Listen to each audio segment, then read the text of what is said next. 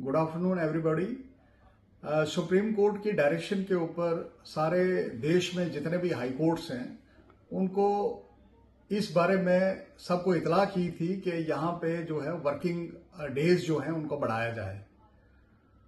तो सबसे पहल मुझे लगता है हमारे हाई कोर्ट ने की है under the leadership of our honourable chief justice Shri Arun Palli ji.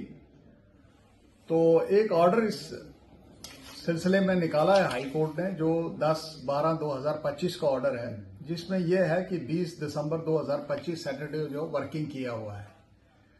तो इसके पीछे उद्देश्य यह है कि पेंडेंसी जो कोर्ट में बढ़ रही है, जैसे ऑनरेबल लॉ मिनिस्टर ने पार्लियामेंट को इन्फॉर्म किया था कि इसमें बहुत सारी पेंडेंसी आ गई है केसेस की। तो इसके उपलक्ष्य में ऑनरेबल सुप्रीम कोर्ट ने ये एक निर्देश जारी किया था सारे हाई कोर्ट्स को कि जल्द से जल्द जो है केसेस का डिस्पोजल किया जाए। तो यहाँ पे इस उपलक्ष्य में भी एक पहल की गई है। तो मुझे लगता है कि ये बहुत अच्छा स्टेप है और इसमें जितने भी केसेस हैं जो पेंडेंसी है वो रिड्यूस होने के बड़े चांसेस हैं।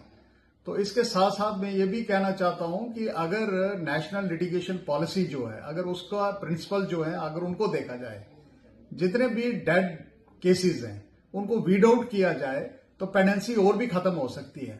लेकिन उनको स्क्रूटनाइज करने की जरूरत है, उनको देखने की जरूरत है, और अगर उनको देखेंगे तो और रिड्यूस हो सकती है।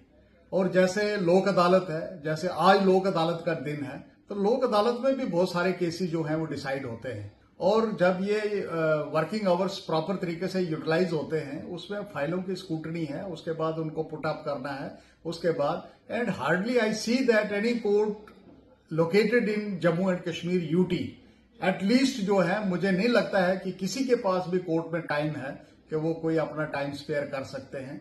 बड़ा जुडिशियल वर्क जो है बहुत तेजी से चल रहा है यहाँ। पेंडेंसी जो है वो बड़ी जल्दी खत्म हो रही है। मीडिएशन वाला जो प्रोग्राम था, मीडिएशन में भी केसेस जो है वो डाले गए हैं। नो डाउट ज्यादा मीडिएशन में कोई केसेस डिसाइड नहीं हुए, लेकिन लोक अदालत में काफी केसेस डिसाइड होते हैं। तो इसी उपलक्ष्य में ये भी एक स्टेप है कि अगर वर्किंग आवर्स जो है सैटरडे को भी किया जाए तो मुझे लगता है कि पेंडेंसी और ज्यादा खत्म हो सकती है। तो इसका सारा श्रेय जो है हमारे ऑनरेबल हाई कोर्ट को जाता है, जम्मू कश्मीर को, under the able leadership of honourable chief justice.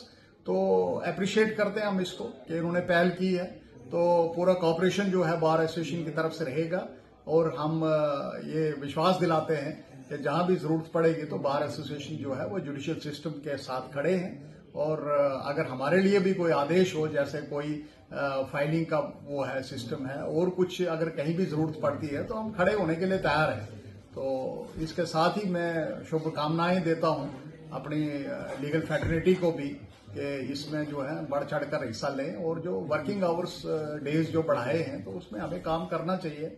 आगे हमें वेकेशंस भी आ रही हैं, बट बिफोर दैट अगर वर्किंग आवर्स जो वर्किंग डेज जो हैं अगर इनको एनहांस किया जाता है 1-2 दिन, तो मुझे लगता है ये ठीक स्टेप है।